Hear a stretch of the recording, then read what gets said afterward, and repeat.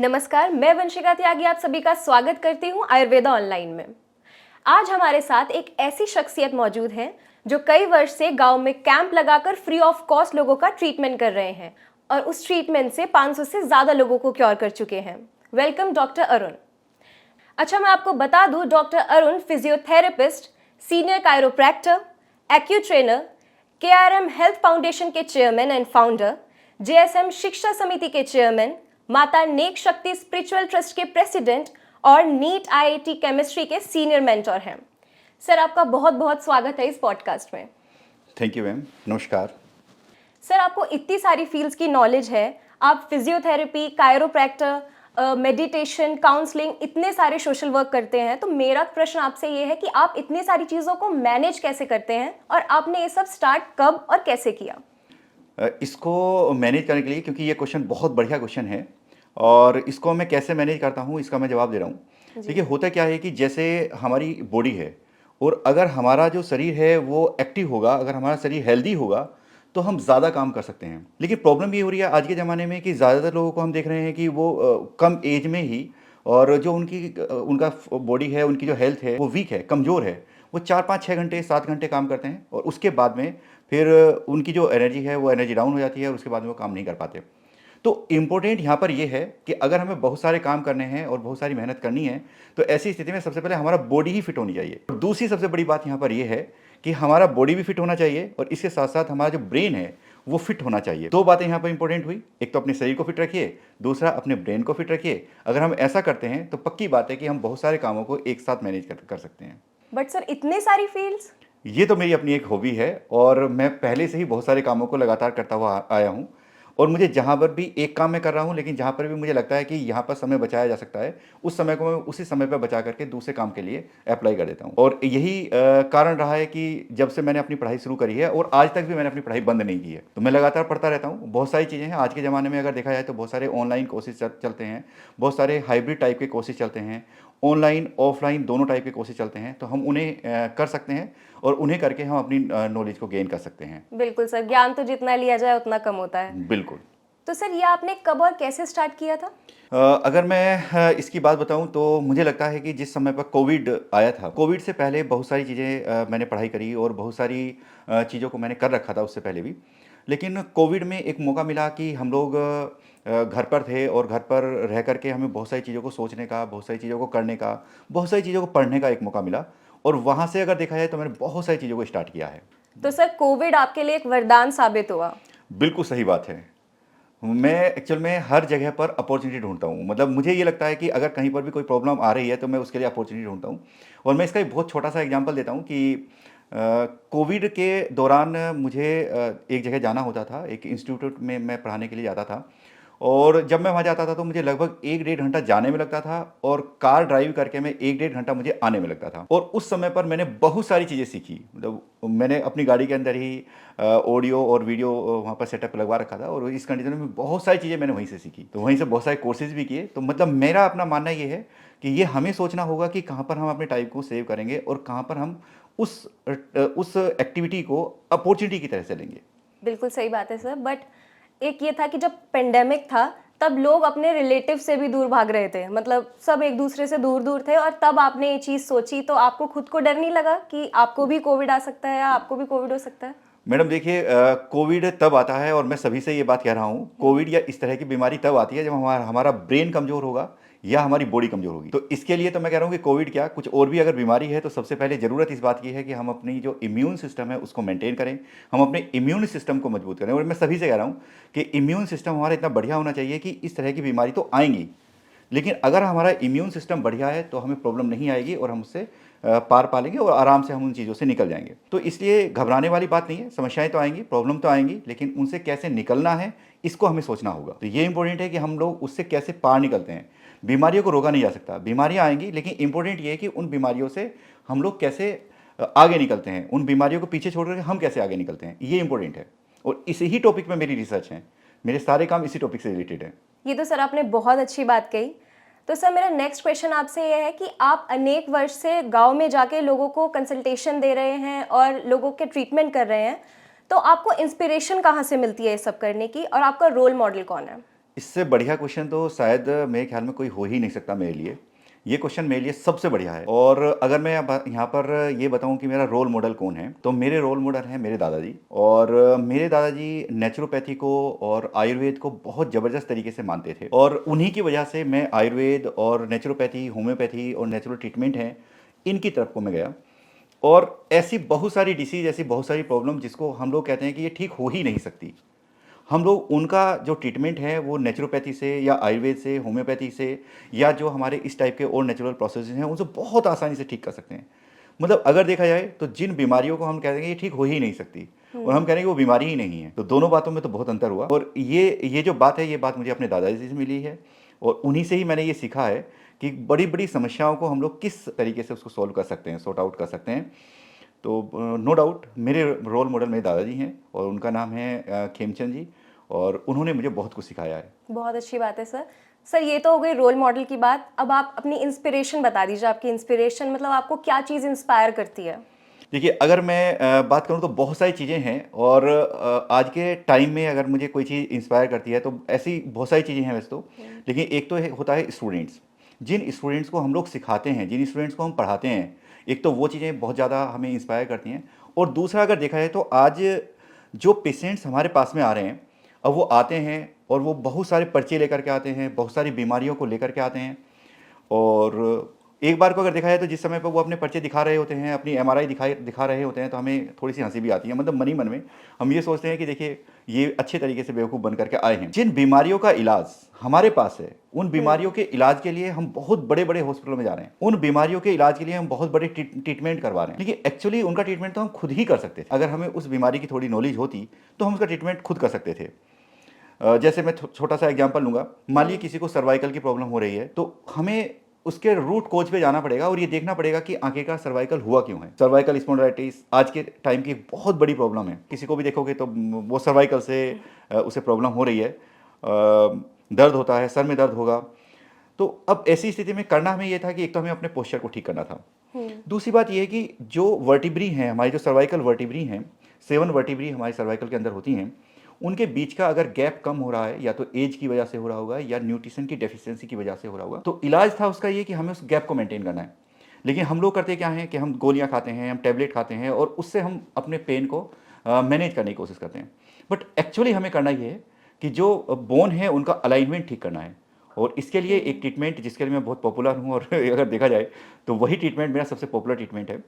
हालांकि बहुत सारे ट्रीटमेंट मैं करता हूँ, लेकिन वो ट्रीटमेंट मेरा बहुत पॉपुलर है, and that is chiropractic treatment. इसमें हम बोन अलाइनमेंट वहाँ पर करते हैं। जो नर्व कंप्रेस्ड हैं, जो नस दब जाती हैं, और जो मसल्स हैं वहाँ पर स्टिफनेस आ जाती है, हम उसको ठीक करते हैं, उसको मैनेज करते हैं। जी सर, आपने सर्वाइकल का बड़ा अच्छा एग्जाम्पल दिया कि वो घर पे भी ट्रीट हो सकता है।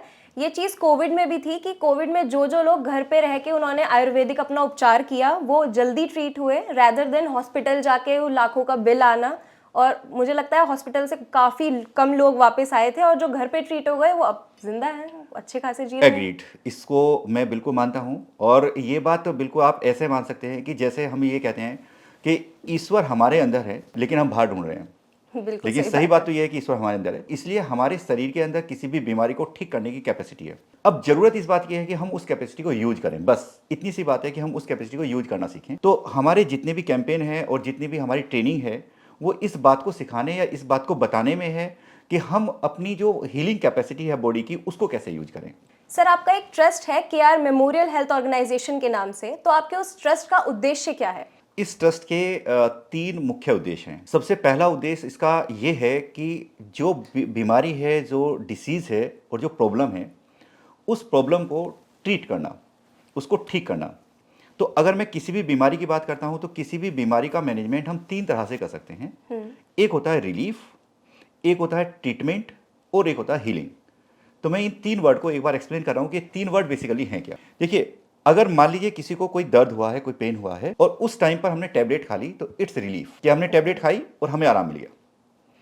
अब दूसरी बात आती है ट्रीटमेंट। ट्रीटमेंट का मतलब ये है कि जो उसका रूट कोज है, जो उसकी प्रॉब्लम है, वहाँ पर कोई नर्व कंप्रेस्ड है, या वहाँ पर जो बोन अलाइनमेंट है वो डिस्टर्ब्ड है, उसको हमें ठीक करना है। It's the treatment. अब ये दूसरी बात हो गई। अब हम बात करते हैं तीसरी की। तीसरी बहुत ज़्यादा इंपॉर्टेंट है, and that is the healing. Healing का मतलब ये है कि हम अपने ब्रेन को एक्सप्लेन करते हैं, हम ब्रेन को समझाते हैं कि भाई आपको क्या करना है, और हम ब्रेन को ही ऐसी इंस्ट्रक्शन देते हैं ताकि वो ऐसे जो केमिकल्स हैं, ऐसे मैसेंजर्स हैं, उनको रिलीज करे कि बॉडी उस बीमारी को अपने आप ठीक करे। इस बात को हम हीलिंग कहते हैं। तो मेरा जो मेन काम होता है वो ट्रीटमेंट और हीलिंग पर होता है। मेरे ट्रस्ट का पहला उद्देश्य ये है कि हम ट्रीटमेंट और हीलिंग पर काम करें, ये पहला उद्देश्य है। दूसरी बात यह है कि देखिए होता क्या है कि जो अर्बन एरियाज़ हैं वहाँ पर तो लोगों को फिर भी नॉलेज है, लेकिन जो रूरल एरियाज़ हैं, ग्रामीण इलाके हैं, वहाँ पर लोगों को नॉलेज नहीं है, वो अपनी बीमारी को समझ ही नहीं पाते और ऐसी स्थिति में उनका पैसा भी बर्बाद होता है और ऐसी स्थिति में सबसे बड़ी प्रॉब्लम ये है कि वो ठीक भी नहीं हो पाते। तो दोनों ही बातें, पैसा भी बर्बाद हो रहा है और ठीक भी नहीं हो रहे हैं। तो उनको गाइड करना, उनको समझाना, उनको बताना कि किस तरीके से आप कम पैसे में ही या बिना पैसे के ही ठीक हो सकते हैं, ये मेरे ट्रस्ट का दूसरा उद्देश्य होगा। एक और बात है, जो ग्रामीण क्षेत्र है, ग्रामीण क्षेत्र में अगर हम सोचें तो वहाँ पर बहुत सारे लोग ऐसे हैं कि उनके बच्चे होनहार हैं, लेकिन उनको पता ही नहीं है, ना पेरेंट्स को ये पता है कि उन्हें क्या करना है और कैसे आगे बढ़ाया जा सकता है, और ना ही बच्चों को पता है कि कैसे आगे बढ़ा सकता है। तो इसके लिए उनको गाइड करना, उनको बताना, तो ये मेरा शिक्षा संबंधित उद्देश्य है उसका। तो कुछ मेडिकल से संबंधित उद्देश्य है, सोशल एक्टिविटी से संबंधित मेरा ट्रस्ट के उद्देश्य हैं, और इसके साथ साथ मेरा एक उद्देश्य है कि जो बच्चे हैं उनका शिक्षा से संबंधित जो उद्देश्य है उनको हमें पूरा करना है। इसके लिए हमने बहुत सारे नॉर्म्स, रेगुलेशंस ट्रस्ट में बनाए हुए हैं और उसके अकॉर्डिंग हम वहाँ पर अपनी वर्किंग कर रहे हैं।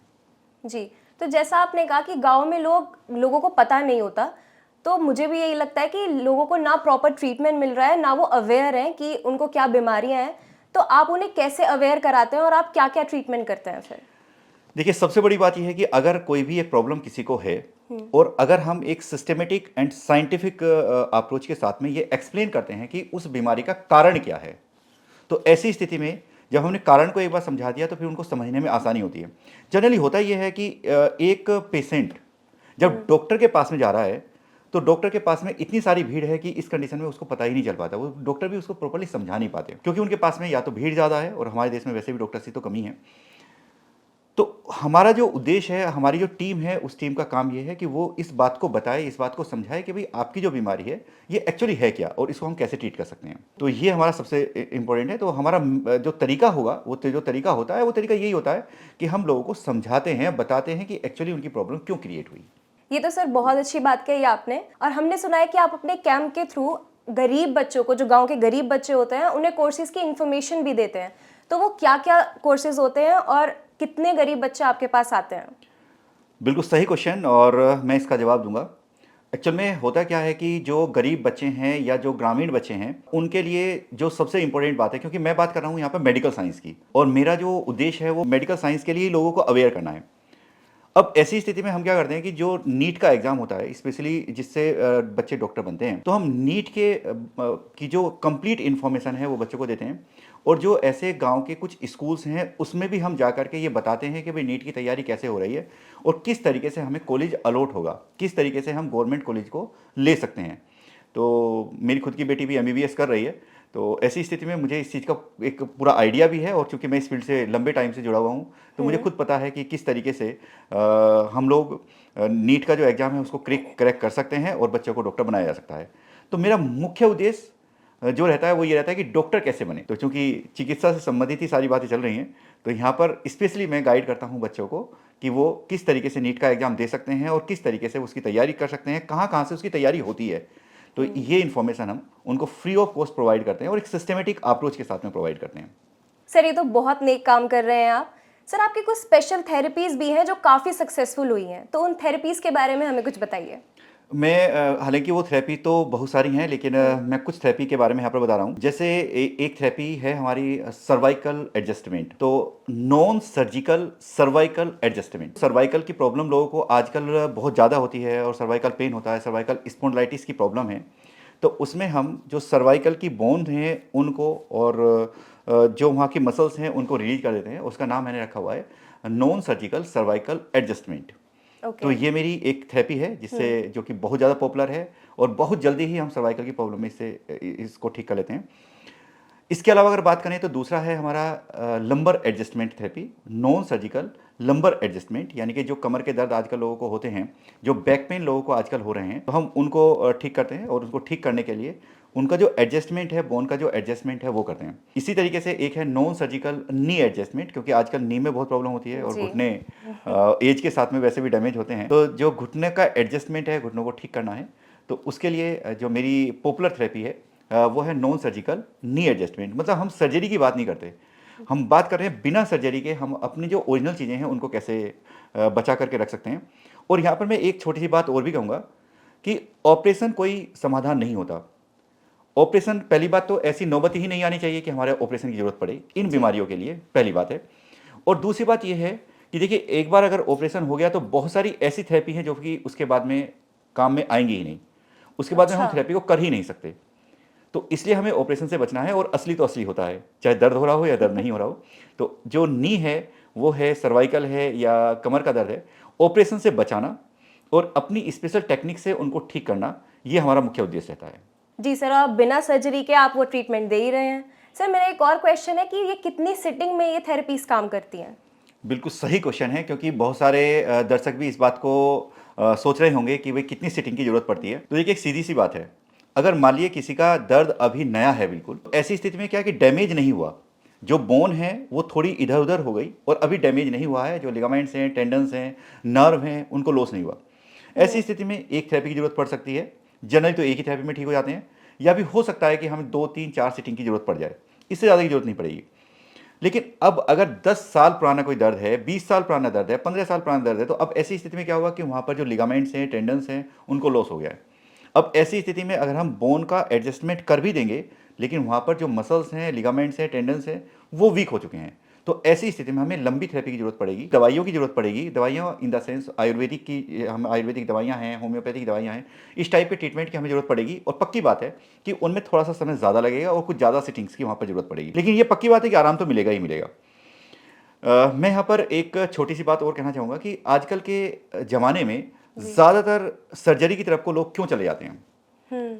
तो एक टॉपिक है और उसको मैं यहाँ पर डिस्कस कर रहा हूँ, क्योंकि आजकल सभी लोगों के पास में पॉलिसी होती है, बहुत सारे लोग हैं जिनके पास में अपनी पॉलिसी जी। है, और जब भी वो डॉक्टर के पास में जाते हैं तो उस कंडीशन में डॉक्टर कह देते हैं कि आइए, और पॉलिसी तो है ही है, आपको पैसा देना भी नहीं है, हम ऑपरेशन कर देते हैं। अब उस समय पर जो पेशेंट है उसको ये लगता है कि भाई मैं ऑपरेशन कराऊंगा, पैसा भी नहीं देना है और मैं तुरंत ठीक भी हो जाऊंगा, और इस वजह से बहुत सारे ऑपरेशन फालतू में हो जाते हैं, जबकि हमें जरूरत ही नहीं है इतने सारे ऑपरेशन को करने की, और बिना ऑपरेशन के हम ठीक हो सकते हैं। तो मेरा यही अनुरोध रहेगा, मैं सभी से यही कहूँगा कि ठीक है, पैसा नहीं देना है ऑपरेशन का, लेकिन शरीर तो अपना है, तो अपने शरीर का हम ध्यान रखें, और जितना मैक्सिमम हो सके हम ऑपरेशन ना करें, और बिना ऑपरेशन के हम ठीक हो सकते हैं, बशर्ते कि हम थोड़ा सा नियमों को फॉलो करें और थोड़ा सा अपनी चीज़ों को सिस्टमेटिक वे में लाएं। जी, बहुत अच्छी बात कही सर आपने। सर, मेरा एक क्वेश्चन ये है कि आपका जो ट्रस्ट है उसकी फ्यूचर प्लानिंग क्या है? फ्यूचर प्लानिंग ये है कि जो हमने लाइन बनाई है, जिसके ऊपर हम लगातार काम कर रहे हैं, तो उनको और ज़्यादा अच्छे तरीके से हम कर पाएँ, हमारी जो टीम है वो टीम एक बड़ी टीम बने। तो मैं लगातार अपनी टीम को बढ़ाने का प्रयास कर रहा हूँ, और अच्छे अच्छे लोगों को मैं अपनी टीम में जोड़ रहा हूँ। बहुत सारे लोग हमारी टीम में जुड़ चुके हैं, और कुछ ऐसे हैं जिनको हम जोड़ने की हम तैयारियों में हैं। तो हम अपनी टीम को बड़ा करेंगे, हम अपनी टीम को जोड़ेंगे, और इस कंडीशन में जो टीम है वो अलग अलग जगहों पर जा कर के फिर अपना काम करेगी। तो मेरा अपना जो उद्देश्य है वो है टीम को बढ़ाना, और इसका जो कार्य क्षेत्र है, अपने काम का जो कार्य क्षेत्र है, उसको पहले डिस्ट्रिक्ट लेवल पर, उसके बाद में स्टेट लेवल पर या इंडिया लेवल पर, उस पर हम लाने का प्रयास कर रहे हैं। Okay sir. Sir, last but not least, जैसे सर्दियाँ आ रही हैं और सर्दियाँ अपने साथ काफ़ी सारी बीमारियाँ लेकर आती है, तो हमारे दर्शकों को कुछ ऐसी टिप्स दीजिए ताकि वो इन सर्दियों की बीमारियों से बच सके। बिल्कुल सही। और इसके लिए तो मैं आपका धन्यवाद कहूँगा, क्योंकि मैं एक बहुत अच्छा पॉइंट यहाँ पर बताने वाला हूँ। जैसे मैं कहता हूँ कि दर्द हमारा दोस्त है। अब ये बड़ी अजीब सी बात है कि मैं कह रहा हूँ कि दर्द हमारा दोस्त है। एक्चुअली क्या है कि अगर हमें कहीं पर भी कोई दर्द हो रहा है तो इसका मतलब ये निकला कि हमारा शरीर हमें बता रहा है कि वहाँ पर कोई प्रॉब्लम है, तो हमें उस प्रॉब्लम को ठीक कर लेना चाहिए।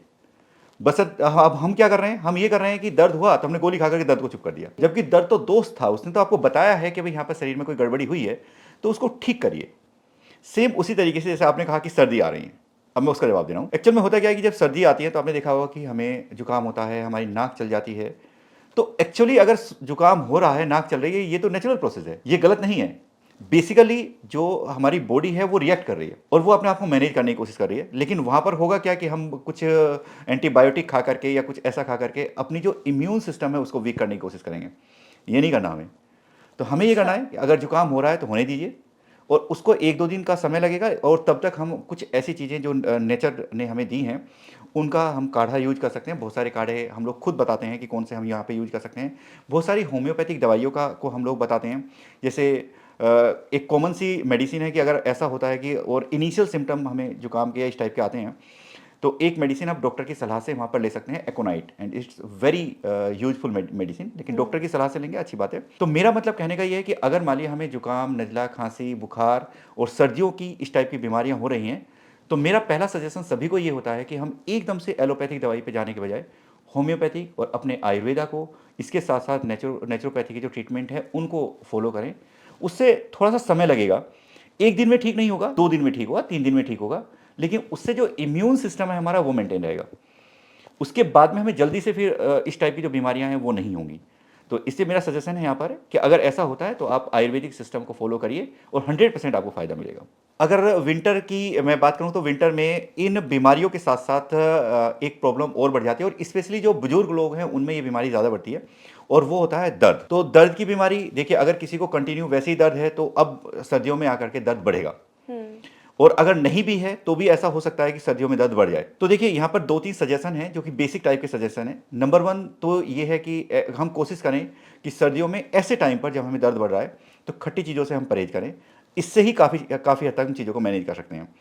दूसरी बात यह है कि शुगर का इस्तेमाल थोड़ा सा कम करें। इससे भी हम अपने जो दर्द हैं उनको वहाँ पर मेंटेन कर सकते हैं और थोड़ा सा मैनेज कर सकते हैं।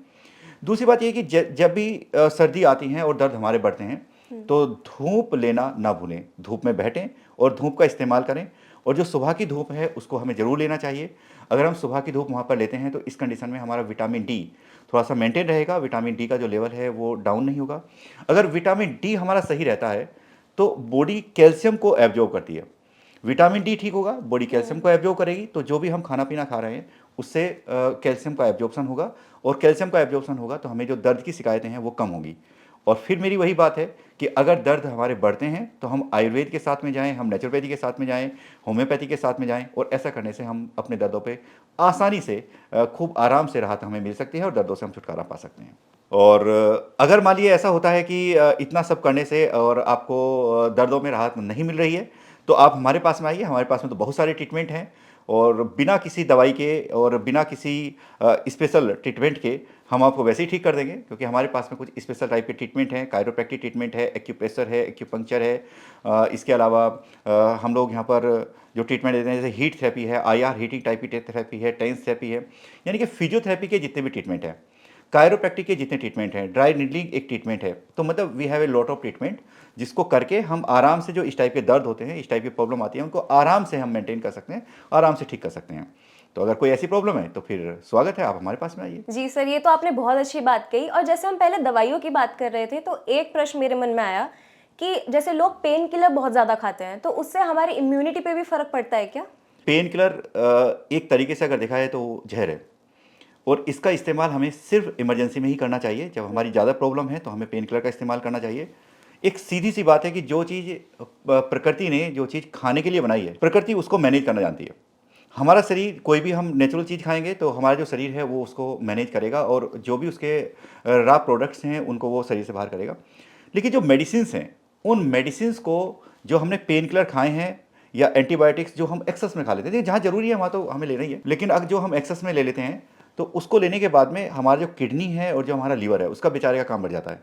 और जो ऐसी मेडिसिन है उसको मैनेज करने के लिए किडनी को और लीवर को एक्स्ट्रा मेहनत करनी पड़ती है, और ऐसी स्थिति में हमारी किडनी और लीवर के खराब होने के चांसेस हैं। तो हम एक तरफ तो दर्द का इलाज कर रहे हैं दवाई खा करके, या दर्द को कम कर रहे हैं, दर्द में रिलीफ मिल रही है हमें दवाई खा करके, लेकिन दूसरी तरफ हम अपनी किडनी को और लीवर को कमज़ोर कर रहे हैं। अब सोचिए, अगर हमारा लीवर कमज़ोर होगा तो ऑटोमेटिक है कि इम्यूनिटी कमज़ोर होगी, क्योंकि लीवर ही तो वो ऑर्गन है जिससे हमारी इम्यूनिटी मेंटेन होती है। इसलिए यहाँ पर मैं ये कहूँगा कि अगर ज़रूरी है तो आप टैबलेट खाइए, दर्द को मैनेज करिए, लेकिन ये परमानेंट सोल्यूशन नहीं होते। हमें परमानेंट सोल्यूशन की तरफ को जाना है, और एक ऐसे ट्रीटमेंट की तरफ को जाना है जिससे उस प्रॉब्लम से हमारा परमानेंटली छुटकारा मिल जाए। मतलब हमें एक बीमारी को कम करने के लिए दूसरी बीमारी नहीं पालनी चाहिए। डेफिनेटली हमें ऐसा बिल्कुल नहीं करना है कि हम एक इलाज अगर कर रहे हैं तो हम दूसरी बीमारी को क्रिएट करें, ऐसा बिल्कुल नहीं करना है। जी, बिल्कुल, बहुत अच्छी बात की सर आपने। Sir thank you so much आज पॉडकास्ट पे आने के लिए। आपने इतनी सारी नॉलेजेबल चीज़ बताई, और आजकल तो लोगों का खान पान भी इतना खराब हो गया है कि बीमारियां उनके यहाँ घर कर लेती हैं। हमारा चैनल है आयुर्वेदा, उसका नाम ही लाइफस्टाइल होता है, उसका मतलब ही लाइफस्टाइल होता है। तो आयुर्वेदा की मदद से हम कैसे कैसे हम बीमारियों को हटा सकते हैं, आपने बहुत अच्छी और सरल तरीके से हमको बताया, उसके लिए बहुत बहुत धन्यवाद। मैं साथ ही साथ दर्शकों को बताना चाहती हूँ कि डॉक्टर अरुण और उनकी टीम हर बुधवार को नेक गांव के देवी मंदिर में अपना एक कैंप लगाते हैं, तो आप वहां जाकर डॉक्टर साहब से कंसल्ट कर सकते हैं। थैंक यू वेरी मच, आपका भी बहुत बहुत शुक्रिया, क्योंकि आपने जो चीज़ें हम कहना चाह रहे थे उसको आपने लोगों तक पहुंचाया है और आगे बढ़ाया है। Thank you very much.